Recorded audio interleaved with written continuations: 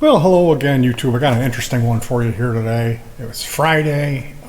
I'm going to guess it was about 5:30 p.m. I was relaxing here. My wife is home, generally peaceful, and we heard a helicopter, pretty loud.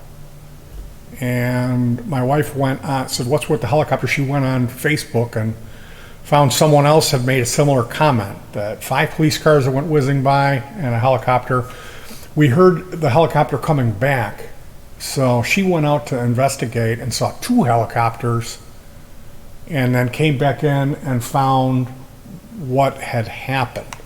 So we went over there and took some pictures. I'm gonna go ahead and shrink myself up over here, and we're gonna take a look.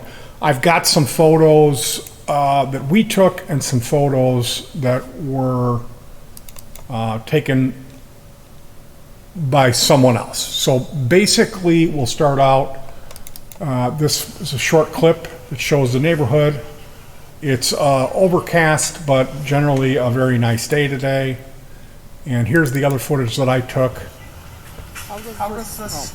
Okay, so this person must have been coming down the street, and they got distracted and they kept going. And they drove completely through this person's house here. You can see the workers are already here. Yeah, this was the accident with the helicopters today. So we have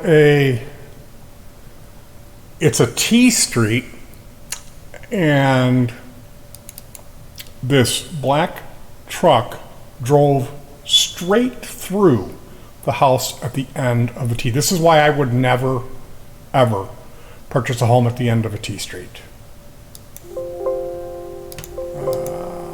Here we go with an image of the guy from the Disaster Relief Foundation is here. And here is a sofa. I do not believe anyone was sitting there or home. I could be wrong. There could have been people there at the time, and we just don't know yet. But you can clearly see the tree in the backyard. There's insulation all over. The devastation that the black truck has wreaked on a nice, beautiful suburban afternoon. Really something how this truck just sailed right through this house. So we arrived, we did initially head over there to the area, which was not, it was posted as 2 cross streets, and there was nothing going on at those cross streets. So we went east because we saw a helicopter about a quarter mile east of there, and then we did a U-turn and came back. We had also seen a suspicious looking vehicle do a U-turn and go down another street, a slightly different number street. And that gave us our tip. Later on, my wife was her quick thinking to say, "Hey, go where that suspicious looking vehicle went. Maybe it's down there." And sure enough, that's how we found it. So we were driving around like goofs for maybe, I want to say 5 or 7 minutes at the most. Not even, yeah. We were there about a half hour after the helicopters were called out. So here's the disaster restoration expert. Fire, flood, storm, and black truck. Here is the suspicious looking vehicle. You can see this microwave antenna, television antenna. I saw this blacked out vehicle doing a U-turn, and here she is. She must be the reporter for this independent news organization. And a small group of locals gathered together. Hey, there's Corey. Hey, there's Tylee. There is a primary school in this area that both my daughters attended. And you can hear my neighbor upstairs. This is what we have to deal with. It's a beautiful area. Nice homes, low speed limits, and then here comes this guy sailing completely through. Like, why you wouldn't hit your brakes when you hit this curb?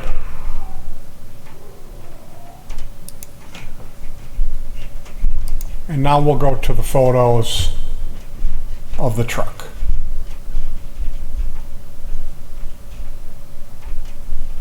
extreme 4x4.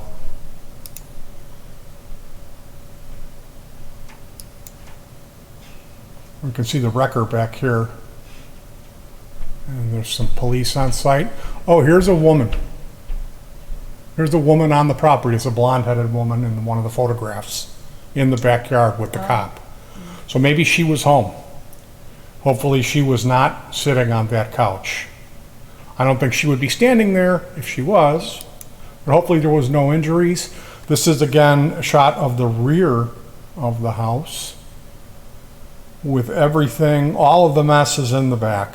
Oh my goodness, can you imagine if that was your house? You'd have some cleaning to do. At least somebody'd help you with it though, right? Do you have people doing that for you? I believe this is my first shot and we're gonna go dark here. So that was the truck in the house excitement that we had here today in suburban Downers Grove area.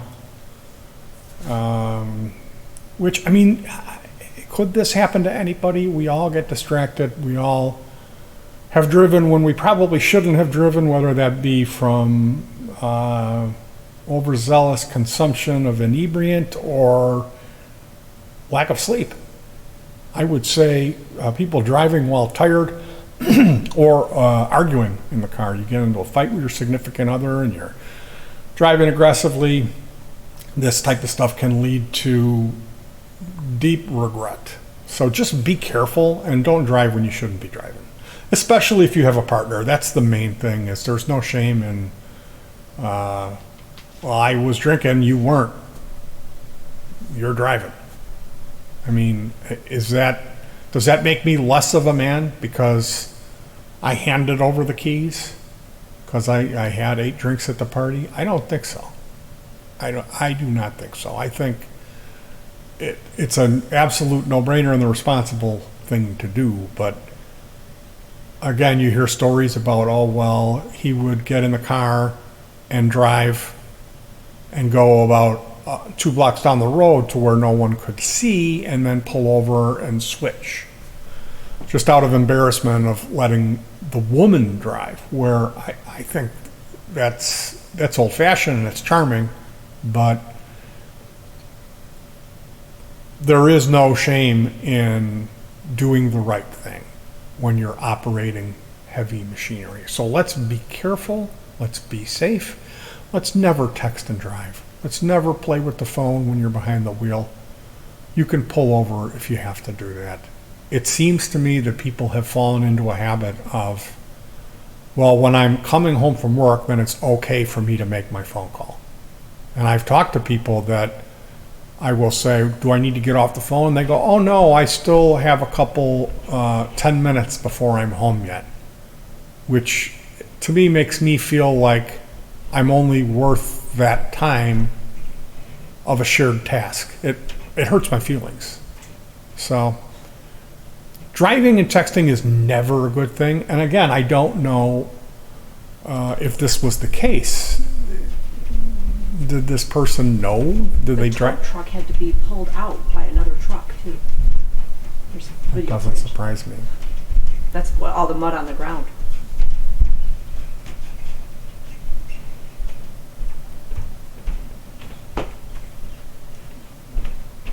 Shaking the apartment. This is what we have to live with. This kid upstairs.